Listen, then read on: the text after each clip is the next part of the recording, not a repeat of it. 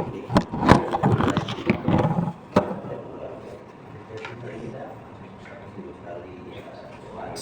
warahmatullahi wabarakatuh.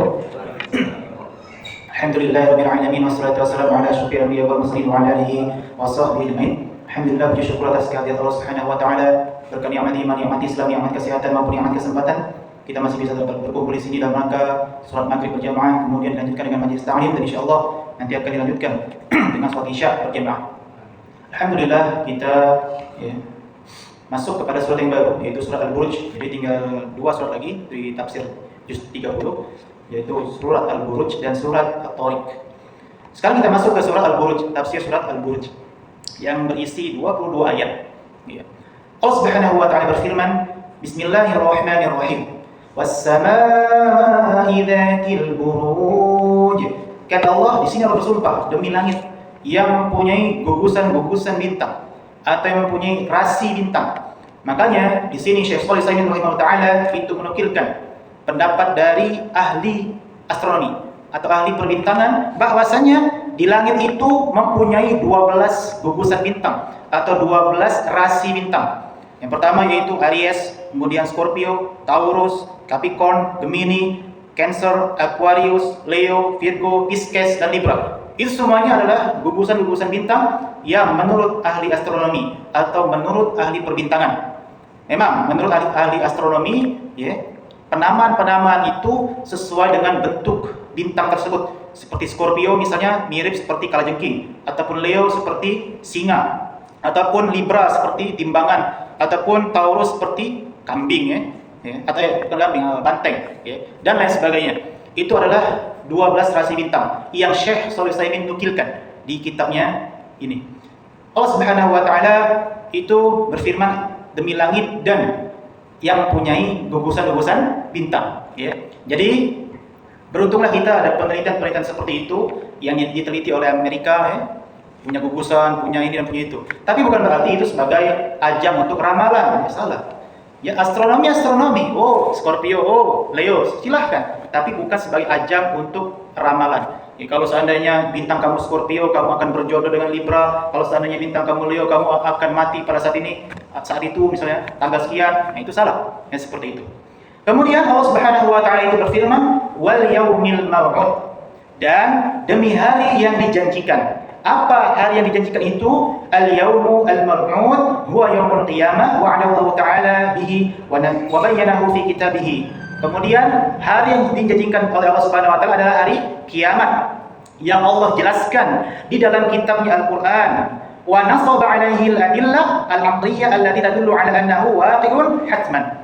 Yang kemudian Allah Subhanahu wa taala itu berikan dalil-dalilnya, Oh, ini tentang hari kiamat. Terlebih di juz 30 ini hampir mayoritas itu menceritakan tentang iman, rukun iman yang ke-6, dan mayoritas itu menceritakan tentang iman kepada Allah dan hari akhir. Maka sebelum juz 30 ini selesai, maka kita harus koreksi diri, sejauh mana kita itu beriman kepada Allah dan sejauh mana kita itu beriman kepada hari akhir. Karena kalau orang yang beriman kepada hari akhir, semakin dia takut dalam melakukan perbuatan dosa, semakin dia takut itu untuk melakukan kemaksiatan. Bukan dilabrak maksiat itu, dia tahu hukumnya ini haram seperti itu, tapi dilabrak atau diterjang saja. Tapi Ustaz, kan bisa dihapus dengan amal soleh. Yang buat itu yakin diterima itu siapa? Kan kita harus pikirkan itu. Yang yakin dihapus itu siapa?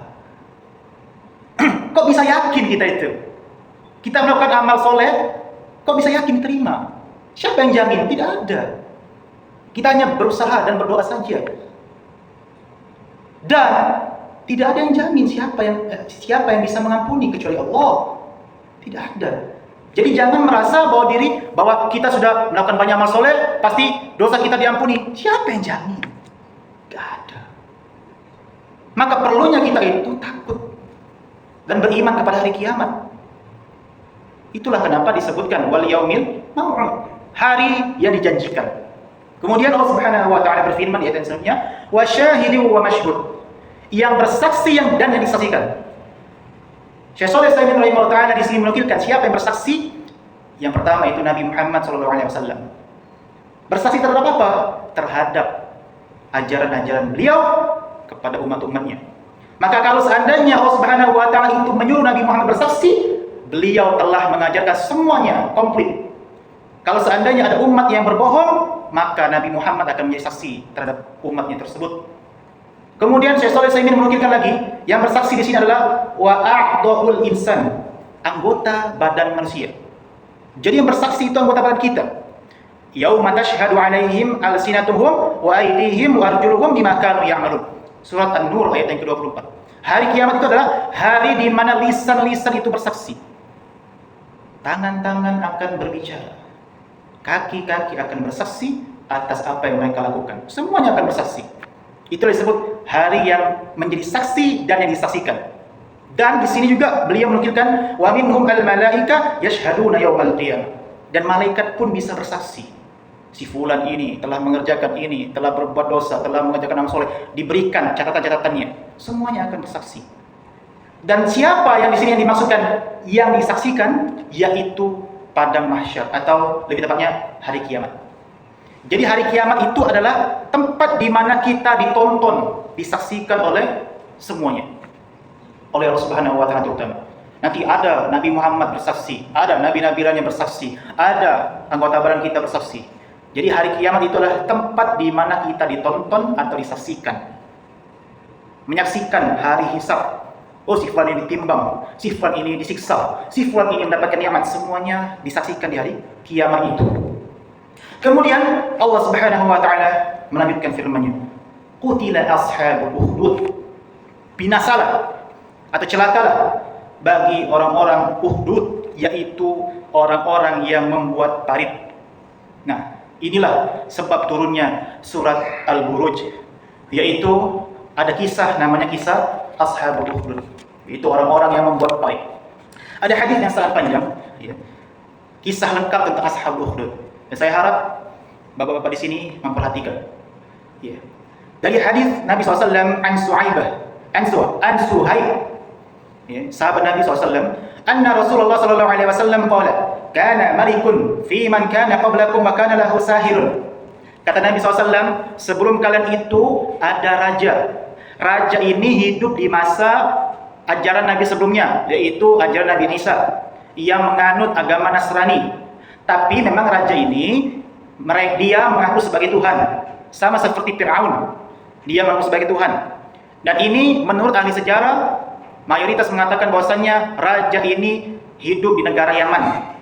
Nah, raja ini itu punya sahirun, yaitu penyihir atau tukang sihir. Kemudian apa kata Nabi SAW? Falamma kabira qala lil maliki inni qad kabirtu fab'ath ilayya ghulaman u'allimhu as-sihra.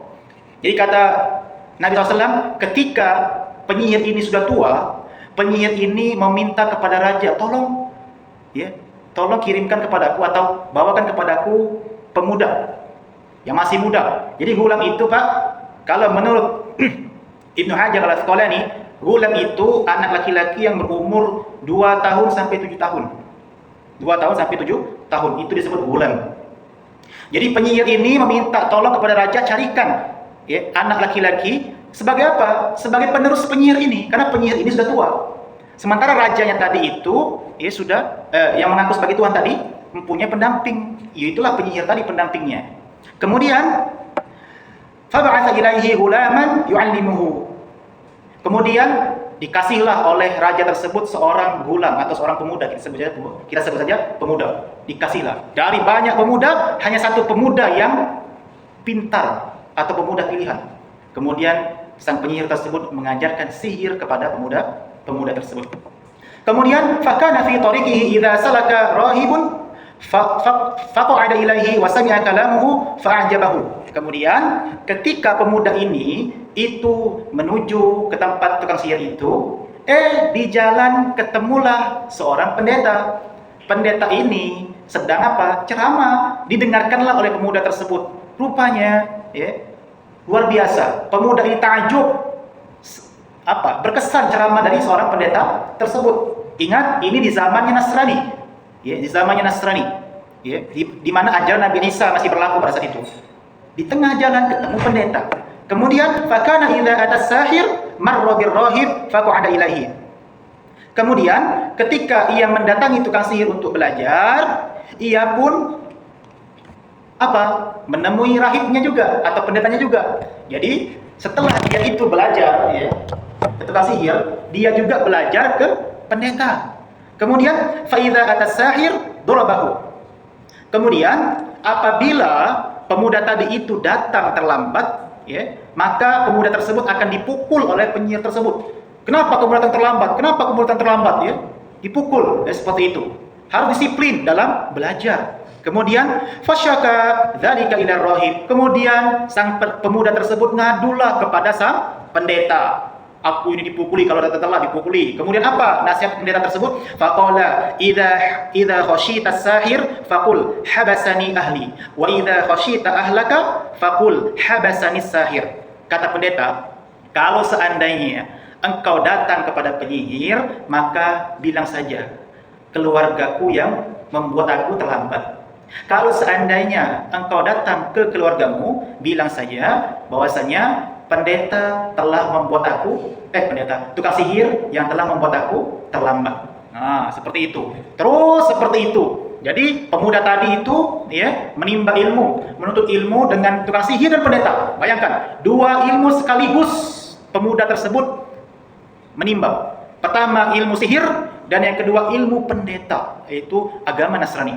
Ya. Kemudian dilanjutkan Nabi SAW mengatakan, "Fabainama huwa kadzalika id ata 'ala dabbah 'azimah qad hasabatin nas." Kemudian ya, terus berlangsung, tiba-tiba sang pemuda tersebut melihat ada binatang yang besar dan yang buas ya, menghalangi jalan para manusia yang biasa lalu lalang, lewat, dihalangi oleh binatang buas ini, ya. Faqala al-yawm a'lamu sahiru afdalu amir rahib afdalu. Kemudian sang pemuda tadi berkata, ini adalah saatnya aku buktikan apakah ilmu dari tukang sihir yang benar, apakah ilmu dari sang pendeta yang benar. Ya. Jadi ada binatang buas yang menghalangi jalan, buas dan besar. Ya. Si pemuda tadi ingin membuktikan siapa yang paling benar ya ilmunya, ilmu dari tukang sihir atau ilmu dari pendeta. Kemudian fa'akhadha hajaran faqala Allahumma in kana amru rahib ahabba ilaika min amri sahir faqatul hadha dabbah hatta yamliyan nas. Kemudian sang pemuda tersebut mengambil batunya tidak besar Pak, kecil ya, bukan batu bata, batu kecil. Ya, mengambil batu, kemudian dia berkata, "Ya Allah, jika engkau lebih mencintai sang pendeta, maka bunuhlah binatang buas ini." Apa yang terjadi, Pak? Yang terjadi, matilah binatang buas tersebut. Ya, dan orang-orang bisa lewat kembali. Kemudian faramaha faqatalaha, ya, dibabitnya ya, langsung mati binatang itu. Satu batu langsung mati, Pak. Tidak masuk akal. Ya, binatang buas besar, ya. Kemudian wa madhannas fa'atar rahib fa'akhbarahu. Kemudian sang pemuda tadi ya ceritalah kepada sang pendeta. Apa kata sang pendeta? Faqala lahu rahib ay bunayya antal yawma afdalu minni. Wahai pemuda, kayaknya kamu ini lebih afdal daripada saya, lebih berilmu daripada saya. Tidak masuk akal, lemparan batu langsung mati. Jarang-jarang Allah itu memberikan kemuliaan seperti ini. Tuh, qad balagha min amrika ma ara. Ya, tingkatanmu itu sudah sesuai dengan apa yang aku lihat. Sudah kayaknya kamu ini sudah soleh, bahasa kita sudah soleh ya. Kemudian apa wasiat yang diberikan oleh sang pendeta? Wa innaka satubtala fa ini betulita fala tadulla alayya. Wahai pemuda, kata penyihir tadi, kata pendeta tadi, kamu nanti akan mendapatkan banyak ujian. Nanti jangan pernah kamu itu nyebut nama saya. Jangan pernah ngasih tahu saya. Ngasih tahu keberadaan saya, jangan pernah, kata pendeta tersebut. Ya, jangan pernah kamu ya. Jangan pernah bilang kamu pernah belajar sama saya, jangan pernah. Oke, kata pemuda itu ya. Oke. Kemudian ya, Allah memberikan kemukjizatan kepada sang pemuda tadi. Apa? Kanal ghulamu yubri'ul akmaha wa abrasa. Kemudian pemuda ini diberikan keutamaan, bisa menyembuhkan orang buta, bisa menyembuhkan penyakit kulit, apapun macamnya penyakit kulit. Kemudian Wa yudawin nasa min sa'iril adwa. Kemudian dia itu pula bisa menyembuhkan dari berbagai macam penyakit. Jadi luar biasa, Pak. Jadi pemuda ini dia itu bisa menyembuhkan dari berbagai macam penyakit. Buta. Jadi buta itu, Pak, kalau memang kehendak Allah itu bisa sembuh. Ya, kalau memang kehendak Allah bisa sembuh. Ya, jangan kita meragukan kehendak Allah, kekuasaan Allah. Kemudian fasami'a jalisun lil maliki kana qad ani. Rupanya karena sudah banyak, sudah terkenal, ya, maka terdengarlah kehebatan sang pemuda tadi itu bisa menyembuhkan orang yang buta. Terdengarlah oleh siapa? Sahabat raja tadi. Raja yang mengaku sebagai Tuhan punya sahabat, tapi sahabat ini buta. Kemudian fa'atahu bihadaya katsira. Sahabat sang raja tadi itu membawakan hadiah yang banyak kepada sang pemuda. Faqala maha huna laka ajma'u in anta syafaitani. Kata sang sahabat raja tadi, wahai pemuda, inilah hadiah untuk kau. Ambillah hadiah yang banyak ini untuk kau kalau kau bisa menyembuhkan aku. Itu kata sang sahabat raja tadi. Ya, kata pemuda tadi, kata gulam tadi, faqala inni la ashfi ahada. Aku ini tidak bisa menyembuhkan, tidak bisa menyembuhkan orang. Ya, innama yashfillah. Sesungguhnya yang menyembuhkan itu adalah Allah. Yang menyembuhkan orang buta, yang menyembuhkan penyakit, yang menyembuhkan ini dan itu, sesungguhnya itu Allah Subhanahu wa taala. Ini luar biasa, ya. Pengakuan sang pemuda. Dia tidak mengakui bahwasanya dia punya kekuatan. Semuanya dari Allah Subhanahu wa taala. Luar biasa. Fa in anta amanta billah da'autullaha fasyafaka. Wahai sahabat raja, kalau seandainya engkau beriman sama Allah, aku akan mendoakan engkau supaya engkau itu sembuh. Maka sang sahabat raja itu fa'amana billah fasyafahu Allah. Sang sahabat raja tadi beriman kepada Allah, kemudian Allah sembuhkan penyakit butanya. Berbiasa, ya, pemuda tadi dengan perantara Allah bisa menyembuhkan penyakit buta sahabat dekat raja yang rajanya itu mengaku sebagai Tuhan. Ini sama seperti Fir'aun yang mengaku sebagai Tuhan. Kita lanjutkan lagi. Sudah, ya, sembuhlah dia. Sahabat dekat raja nih, sahabat dekat raja. Kemudian Nabi SAW melanjutkan lagi. Fa'atal malika fajalasa ilaihi kama kana yajlisu. Kemudian sahabat raja tadi datang pula ke raja. Cerita pula ke raja itu. Ya, duduk seperti biasa, ya, cerita, kawan ngobrol seperti itu. Kemudian faqala lahul malik. Kemudian sahabat raja ini ngomonglah kepada sang raja. Yang raja ngaku sebagai Tuhan tadi. Man radda 'alaika basaraka? Siapa yang menyembuh ke penyakit buta kau ini? Yang menyembuhkan penglihatan kau ini? Ya. Apa kata sang sahabat tadi? Qala rabbi, yaitu Tuhanku. Kata sang raja, qala walaka rabbun ghairi? Kamu punya Tuhan selain aku? Apa kata sang sahabat tadi? Qala rabbi wa rabbuka Allah. Tuhanku dan Tuhanmu adalah Allah. Langsung ketika sang raja tersebut dikhianati, ya, fa akhadahu falam yazal yu'adzibuhu hatta dalla 'ala al-ghulam. Jadi ketika sang raja tersebut mendengar jawaban dari sahabatnya itu, sang raja langsung menarik dia, menangkap dia, menyiksa dia sampai dia memberitahu siapa yang telah menyembuhkan mata dia atau penglihatan dia. Oh, ternyata ghulam itu sang pemuda yang masih berusia 2 sampai 7 tahun. Oh, faji'a bil ghulam, didatangkanlah ghulam tadi.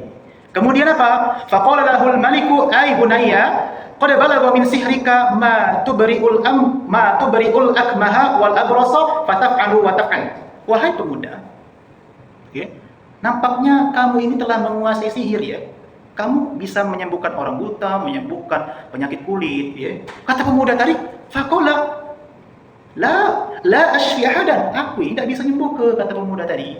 Ya. Innama yashfillah. Sesungguhnya yang menyembuhkan itu adalah Allah. Langsung sang raja marah lagi. Ya, fa'akhadahu falam yazal yu'adzibuhu hatta dalla 'ala ar-rahib faji'a bir-rahib. Langsung raja tadi marah, mengambil tangan sang gulam atau menangkap dia, kemudian disiksalah pemuda tadi sampai pemuda tadi memberitahu siapa yang mengajarkan dia. Ternyata yang mengajarkan dia itu adalah seorang pendeta Nasrani. Didatangkanlah pendeta Nasrani. Faqila lahu irji' an dinik. wahai pendeta, kembalilah kepada agamamu. Apa agama dia? Suruh nyembah dia, suruh nyembah raja tadi. Kembali kamu menyembah aku, bahasanya. Ya, irji' adini, kembali kepada agamamu. Kata sang pendeta, aku dah galak, tidak mau aku. Ya, fada'a bil mi'syar, fawada'al mi'syar fi mafriqi ra'sihi. Kemudian sang pendeta tadi apa? Ya, didatangkanlah gergaji. Bayangkan Pak, gergaji Pak. Gergaji ditaruh di tengah kepalanya. Fasyaqqahu hatta waqa'a syiqqah. Digergaji sampai terbelah dua, sampai ada bagian kepalanya yang terlepas. Apakah badannya itu juga digergaji? Wallahu a'lam bishawab. Yang pasti kepalanya itu dibagi dua. Jadi luar biasa iman orang dulu Pak. Demi iman rela disiksa. Ya. Digergajilah pendeta tadi kepalanya. Tsumma ji'a bijalisi al-malik. Kemudian sahabatnya raja tadi datang. Irji' ala dinik, kembali kepada agamamu. Fa'aba, aku dah galak, aku tidak mau, kata sahabat raja tadi. Digergaji juga. Ya, kepala sahabat raja tadi. Ini sahabat raja ya. Sahabat dekat dia. Digergaji. Ini luar biasa. Digergaji juga kepalanya sama seperti pendeta. Oke. Kemudian ya, thumma ji'a bil gulam. Dipanggillah gulam, didatangkanlah seorang pemuda tadi yang bisa menyembuhkan penyakit buta, penyakit tuli dan segala macam penyakit. Datang. Irji' ala dini, kembali kepada agamamu. Ya, gulam ngomong, fa'aba, aku tidak mau. Kemudian oleh sang raja apa? Dibawalah sang gulam ini atau pemuda ini di gunung, diikat seperti keranda, ya, dinaikkan ke gunung. Kemudian kata sang raja, lemparkan dia dari atas gunung. Tapi sebelum dilempar, tawarkan lagi kepada dia, apakah dia mau murtad atau tidak. Jelas pemuda tadi tidak mau murtad. Ketika dibawa ke gunung, ya, tiba-tiba gunung itu bergoncang. Karena apa? Karena apa? Pemuda tadi berdoa, Allahumma kfinihim bima syi'ta. Ya Allah, cukupkanlah aku atas mereka. Ya, cukupkanlah, bahasanya itu, ya Allah, cukupilah aku dari tindakan dari mereka. Maksudnya itu, ya Allah, jangan sampai terjadi. Nah, bahasa pendek itu. Gunung itu bergoncang, nyampak galau, jatuh galau tentara-tentara raja tadi. Tinggal si gulam tadi. Kemudian balik lagi lah dia, pulang lagi ke raja. Ya, kemudian kemana tadi orang-orang tadi? Kata sang raja, ya dia terjatuh. Ya, kata si gulam. Kemudian dibawalah si gulam tadi ke laut. Laut Pak, bayangkan. Masih, ya. Kalau seandainya pemuda ini tidak mau murtad, tenggelamkan dia di laut ini.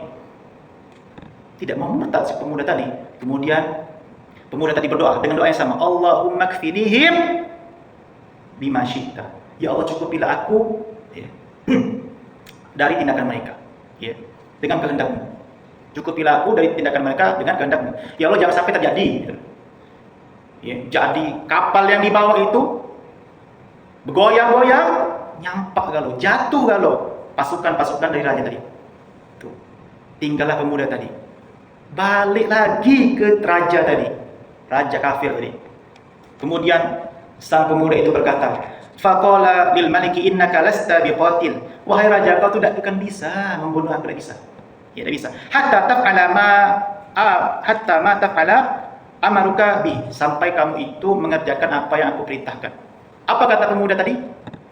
Kamu kumpulkan orang-orang di atas bukit, kemudian kamu ikat aku dengan pelepah kurma, disalib. Salib Pak, karena agama Nasrani yang masih berlaku saat itu. Jadi disalib, ya, disalib dengan pelepah kurma, kemudian kamu panah aku dari panahku, ya. Jadi pemuda tadi itu punya panah sendiri. Kata pemuda tadi, kamu panah aku, ya, dengan panahku ini, ya. Tapi jangan lupa kamu bilang Bismillahirrahmanirrahim, dengan menyebut nama Allah, Tuhannya pemuda ini. Oke. Dikumpulkanlah orang-orang banyak. Dikumpulkan orang banyak di bukit. Disaliblah pemuda tadi atau gulam tadi. Kemudian dipanahlah si gulam tadi. Cetas, satu panahan, cetas. kena pelipisnya, agak lucu Pak. Jadi ketika nyampe ke pelipisnya, sang pemuda tadi megang dulu sebentar, baru meninggal. Jadi di pelipisnya Ghulam tadi mati. Nah, setelah itu masyarakat di situ ya, merasa terkejut, takjub. Apa? Faqalan nasu amanna bi rabbil ghulam, amanna bi rabbil ghulam, amanna bi rabbil ghulam. Kami beriman kepada Tuhannya Ghulam, kami beriman kepada Tuhannya Ghulam, kami beriman kepada Tuhannya Ghulam. Wow. Bayangkan, kalau dalam sejarah itu diceritakan ada 20.000 orang yang masuk Islam. Masuk Islam, Pak. Agama Nasrani itu adalah menyembah Allah. Agama Nasrani sekarang itu tidak menyembah Allah. Mereka menyembah Yesus, 3 Tuhan. Tapi dulu tidak, menyembah Allah saja. Ya.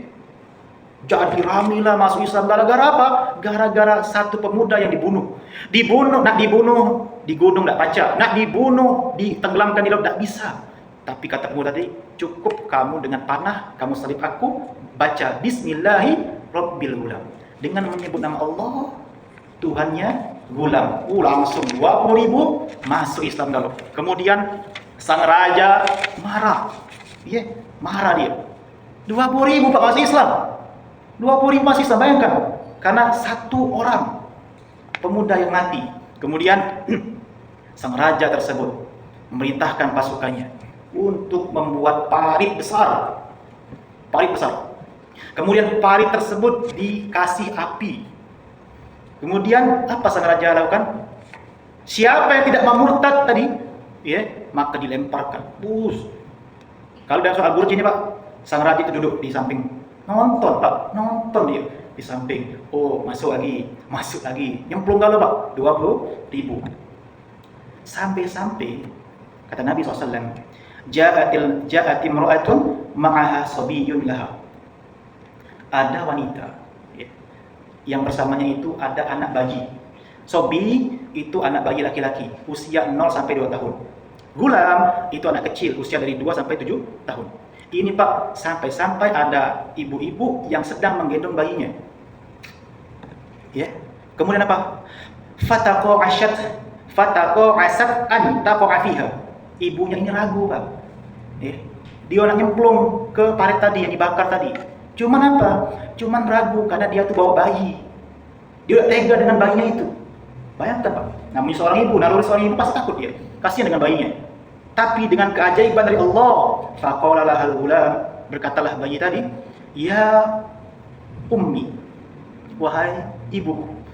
Jadi umur 0 sampai 2 tahun. Ya ummi, isbiri, sabar. Fa innaka 'alal haq.